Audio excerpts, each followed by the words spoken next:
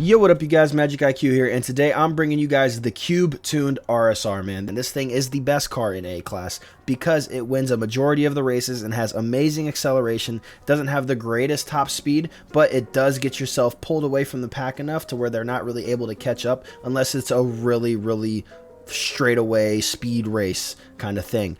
This car is very good in A class, and it's totally legit, no cheese. You get up to a top speed of almost 160 miles per hour with redline tech. It's super good. Again, I want to give a big shout out to the homie Cube. You guys see this original build right here if I haven't already put the screenshot in there.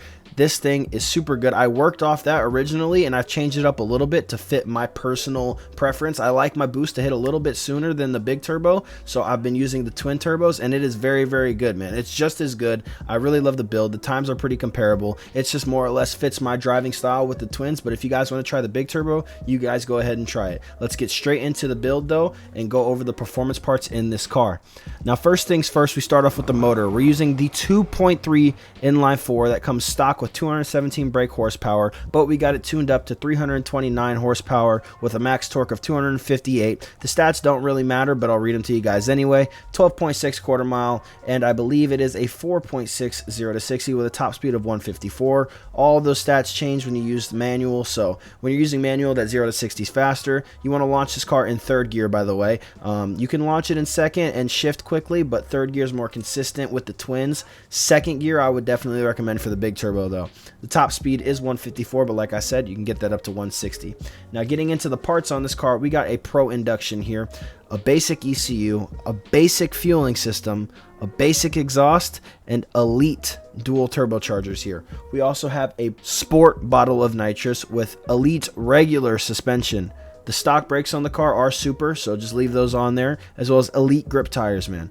We're using the basic clutch on this car along with a 5-speed gearbox for a higher top speed.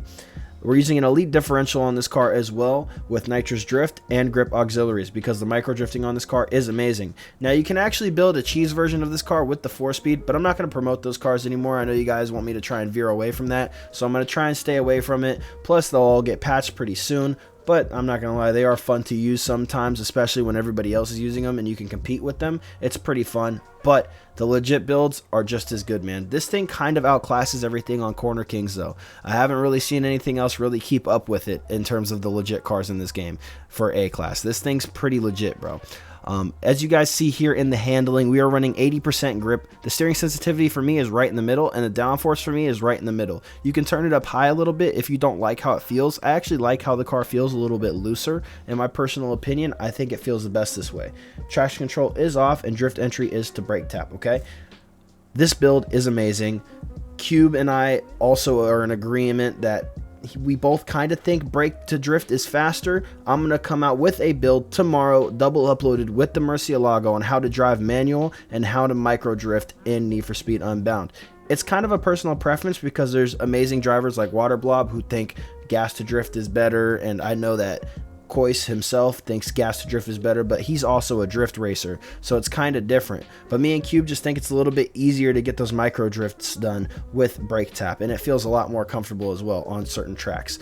So I hope you guys enjoyed that video that will be coming out tomorrow along with the Murcielago. Make sure you guys follow everybody's socials, including Cube, and all the Discord, the Twitch. We were just live last night. It was an amazing stream. I appreciate you guys so much. The love on yesterday's video is phenomenal. You guys are the best, man. I couldn't appreciate you guys more, IQ gang. I hope to see you guys again soon in tomorrow's video and tomorrow's stream. I love you guys. It's been Magic IQ, and I'm out. Later.